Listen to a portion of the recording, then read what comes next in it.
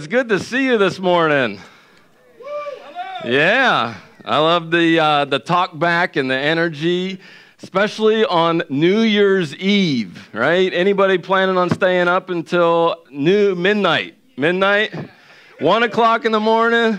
2 o'clock in the morning? Who's going to stay up the latest? Nobody. Okay, Clayton is. All right, that's cool. I'm so glad that you chose to get up early this morning and be here with us. That's so cool. I was looking forward to this Sunday because, hey, it's the last day of 2023, and tomorrow is a brand new year, which is pretty cool. And so you get to sit and we get to reflect on this last year. Anybody thank God for anything that happened this last year? Anybody thanking God for something that happened? Yeah, we gotta think about those things. They're important. For me, my year of 2023, a lot of it was spent waiting for my baby boy to arrive. And I didn't know if it was going to be a boy or a girl. We were going to be surprised. And so, all these months of waiting and waiting and waiting. And then just last month, he arrived. So he's 1 month old tomorrow. And so it's pretty cool. But that was my 2023. Church over this last year has been really cool. Really exciting. We've taken some big steps forward in our church plant, and one of the big things, as we know and we celebrate, is we brought Pastor Dustin on board. So, all right, I didn't ask him to do that, but everything else he does is amazing, and we're so thankful. We're so thankful that he has been joining us, and he does an incredible job. And I love working with him so much, and we're thankful for him and his family to be a part of what God's doing here. Another thing that I was thinking of last week, as many of you were here, because we celebrated Christmas, right? And we did it for the first time on a Sunday morning. We did it twice.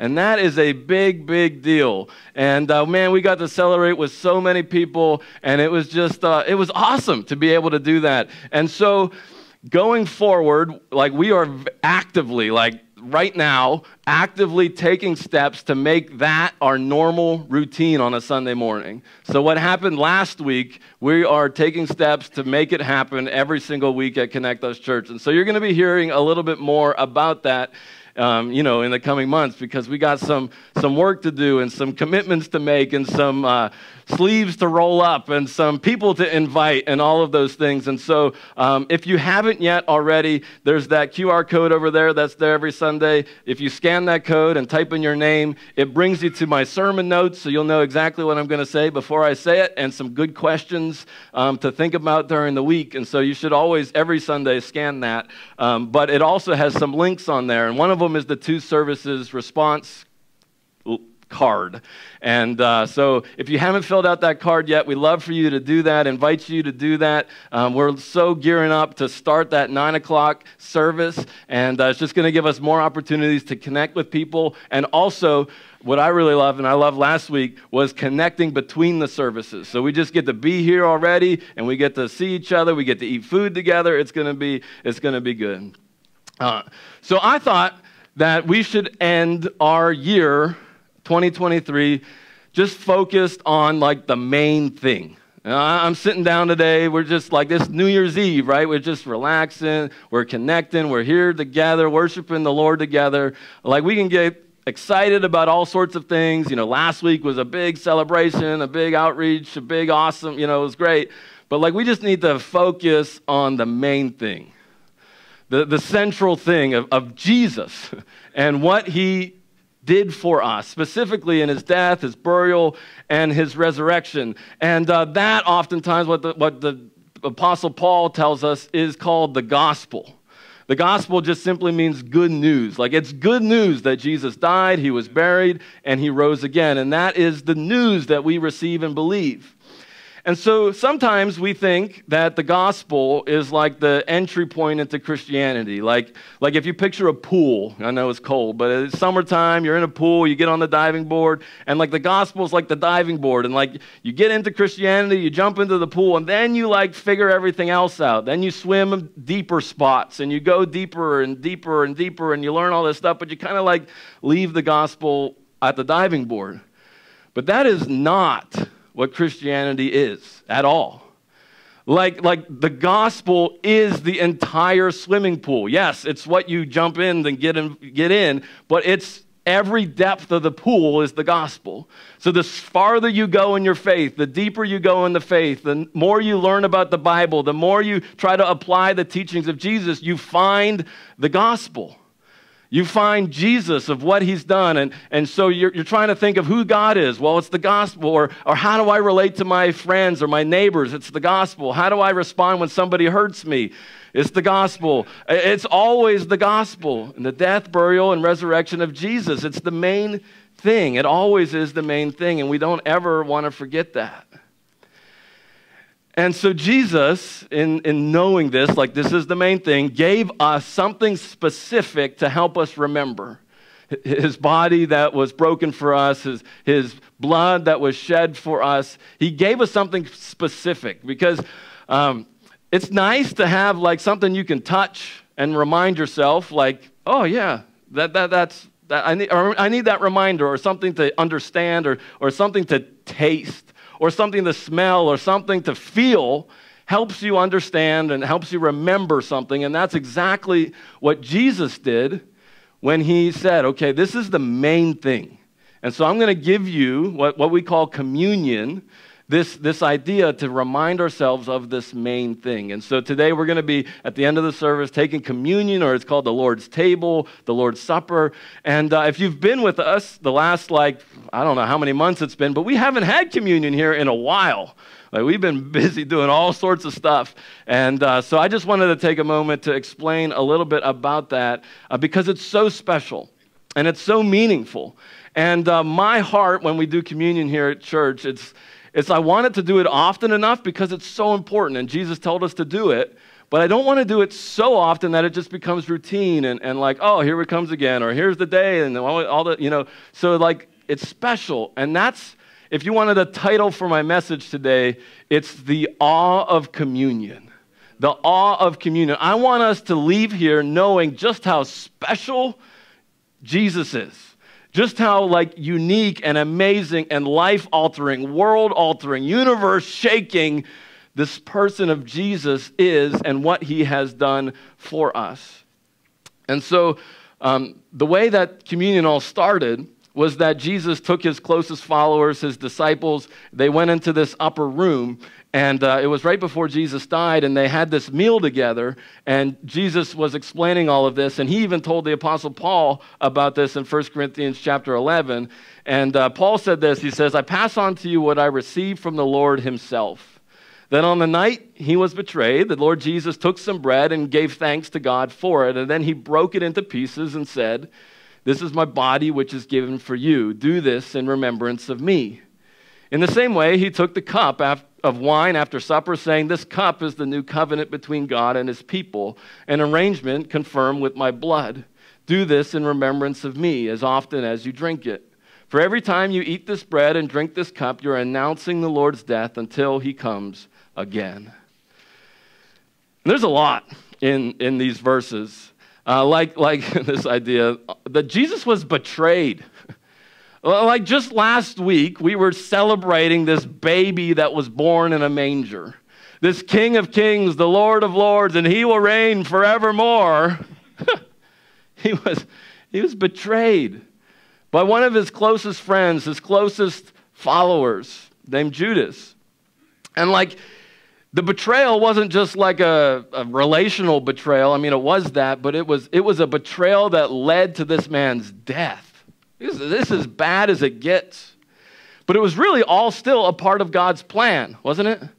That's why Jesus came to this earth to begin with, is because he had to do something about the broken relationship humans had with God.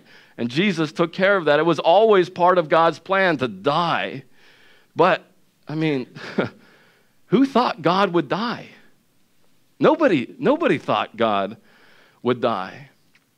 And even in the Old Testament prophecies, and I loved in the Christmas messages that we had, that Denny started by talking about all of these Old Testament, all of these old hundreds and thousands of years before Jesus was born, of looking ahead to Jesus. And it became clearer and clearer over time of who this Messiah would be, who this promised one would be, and the details became more clear, and where he would be born and what he would do, and all of this became a lot more clear.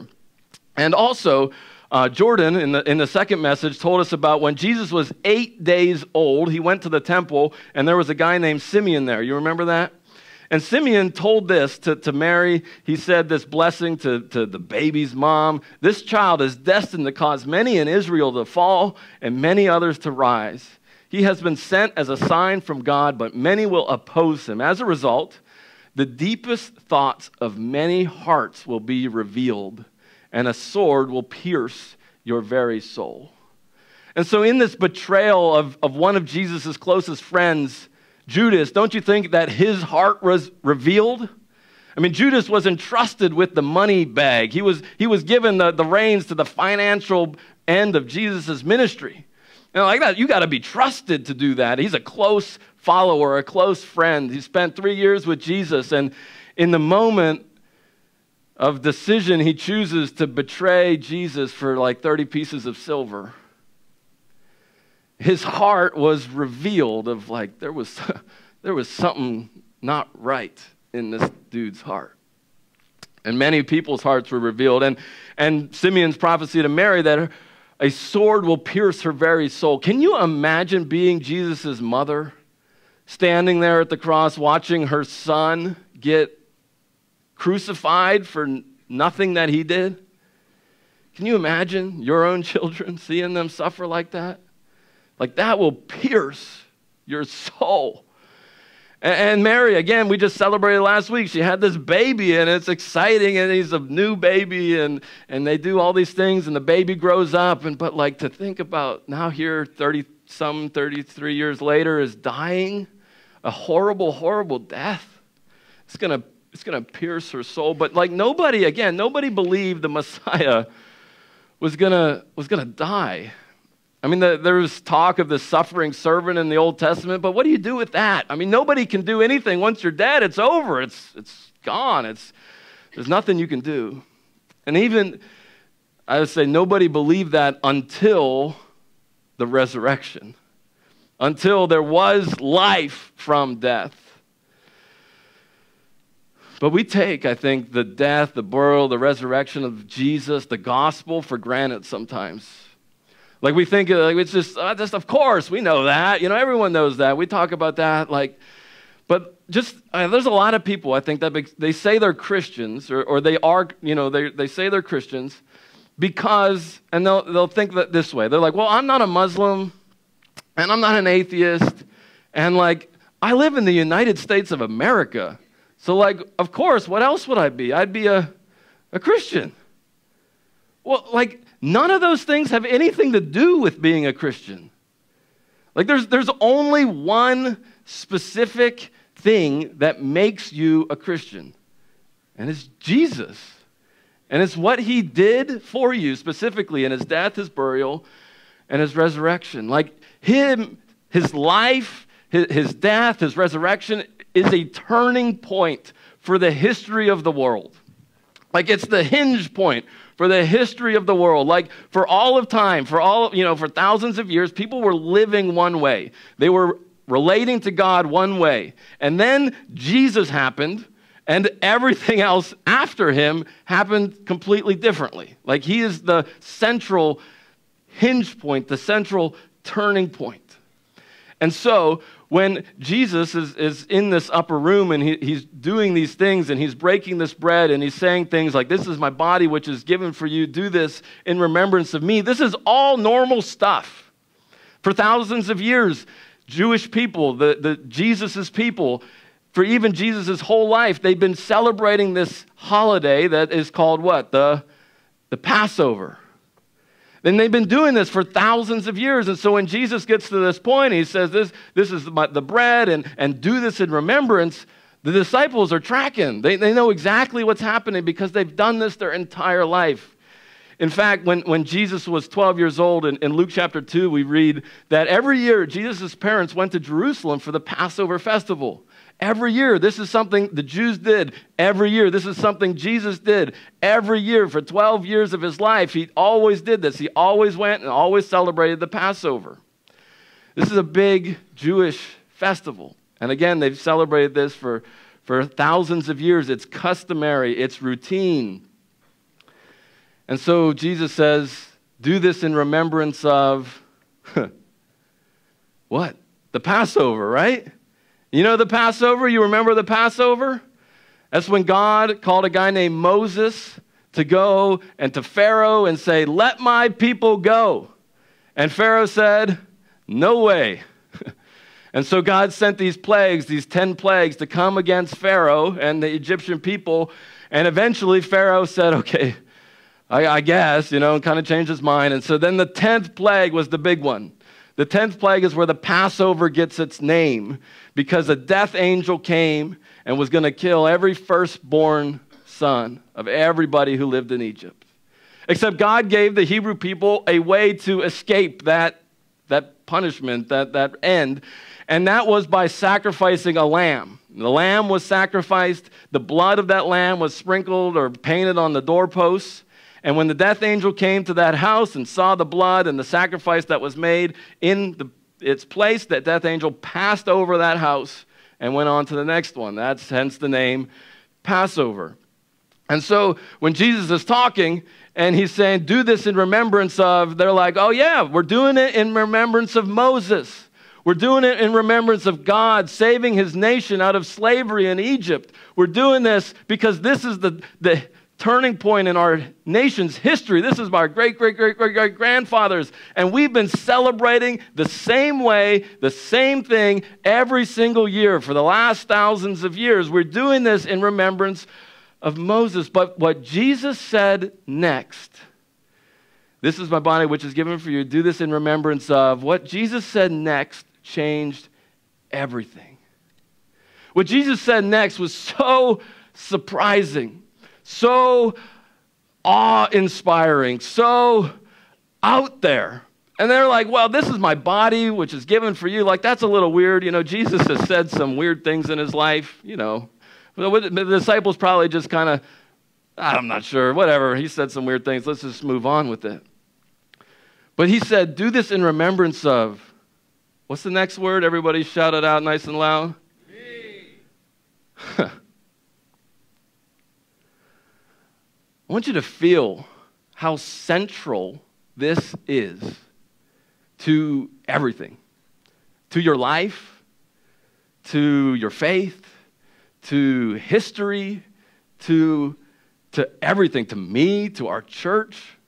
Like Jesus, the guy saying me, is the central part of all of this. It's the turning point. It's the hinge point.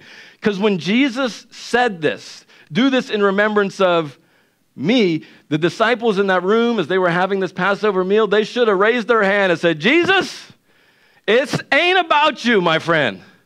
We've done this. Our ancestors have done this for hundreds and thousands of years, and God specifically told us to do this every single year, and you're changing it. And we miss this as Americans in the 21st century. We miss the impact of it. And so the best analogy I've ever heard about what Jesus did in this moment, I've shared it with some of you before, but it's worth sharing again. Last week we celebrated what holiday again? Okay, we're a couple people awake. And whose birthday do you celebrate on Christmas? Okay, we're all on the same page. So every single year for your entire life, whose birthday have you celebrated on Christmas? Jesus. Okay, so what Jesus did in communion at the Last Supper, what I'm about to tell you today, this is what the impact of it. So today, from today forward, this is what it's like. So instead of celebrating Jesus' birthday on Christmas this coming year, we're going to celebrate my birthday.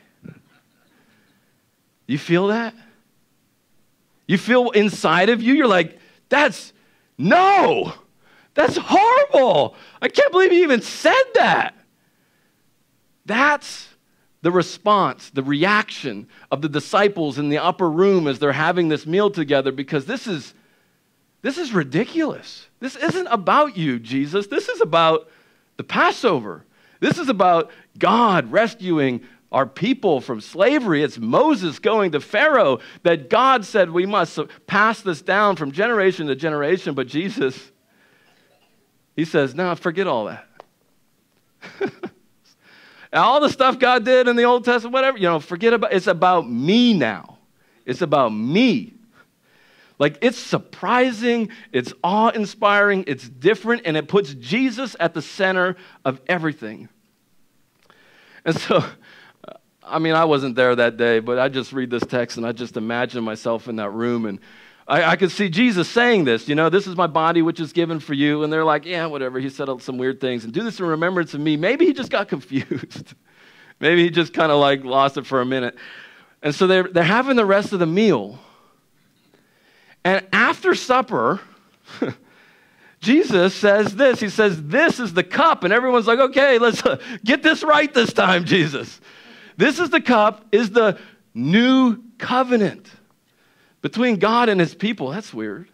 And an agreement confirmed with my blood. Do this in remembrance of, what's that word? What? This isn't about you, Jesus. This is the Passover.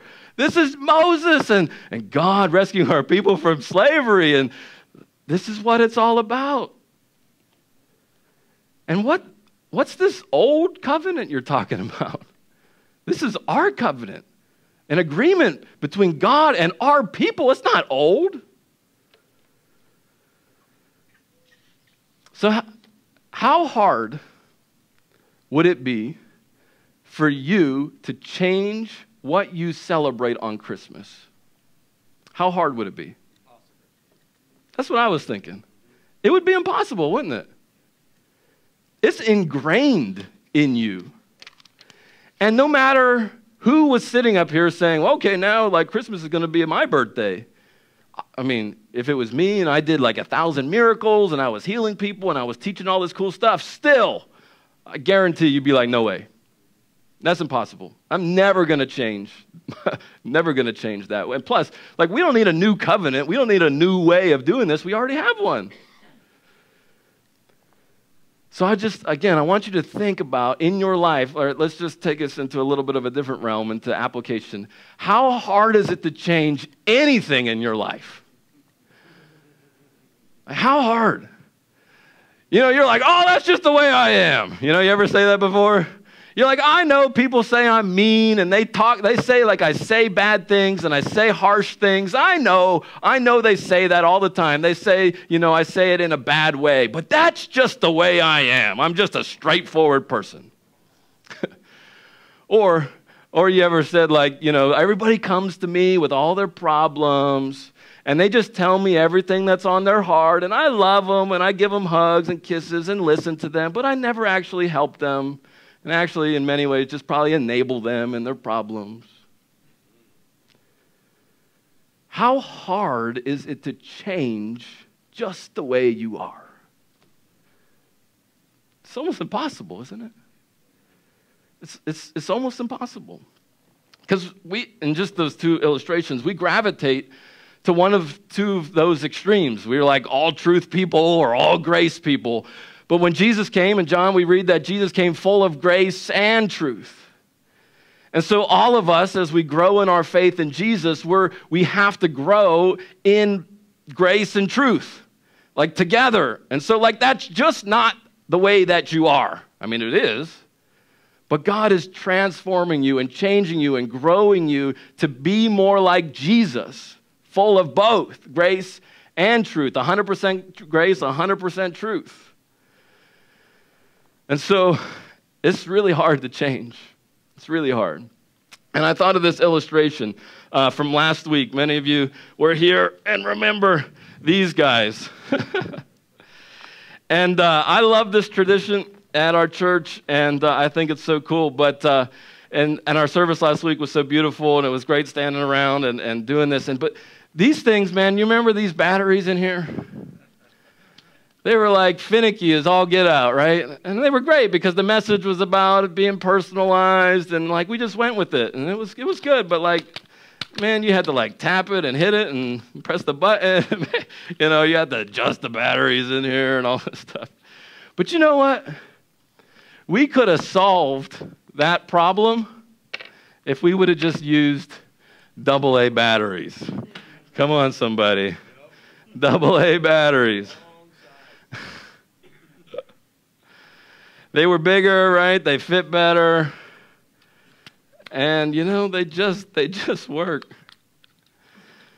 And you're like thinking, well, I told you that last week. Say, well, you weren't there when we put the lights together. And the people that were there and put the lights together, we said something about it. We're like, no, it's okay. It's AAA's.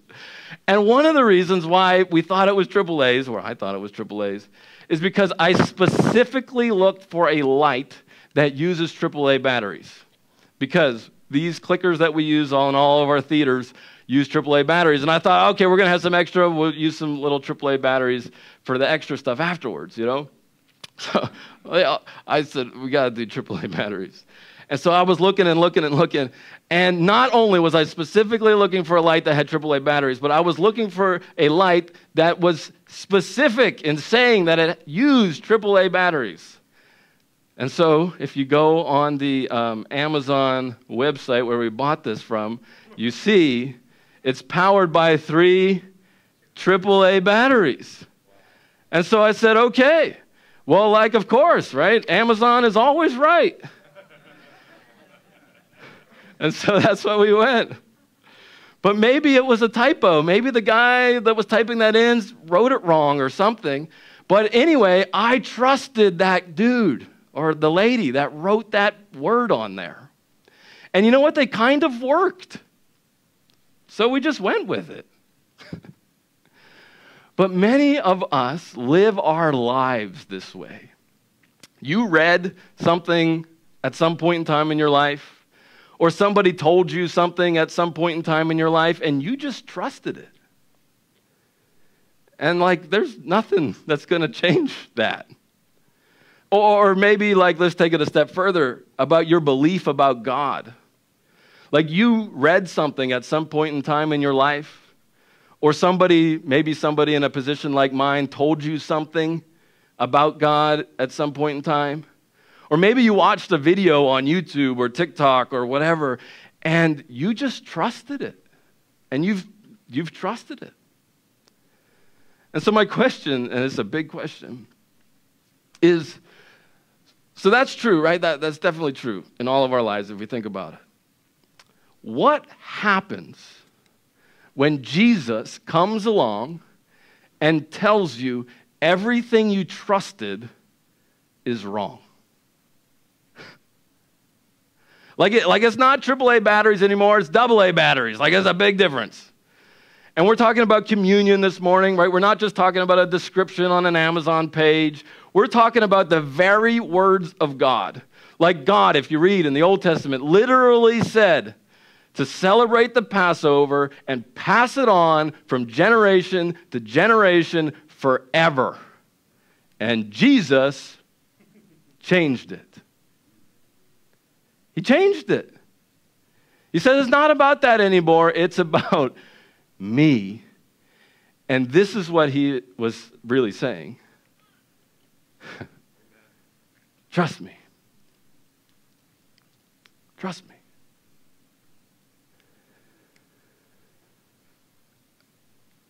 I want you to feel the weight of that. Because you'll start to think about what trusting really means. Jesus, you literally changed the entire course of history. And I'm trusting him with that. Jesus, there is no way I or anyone else can be made right with God except for you. And I'm trusting you with that.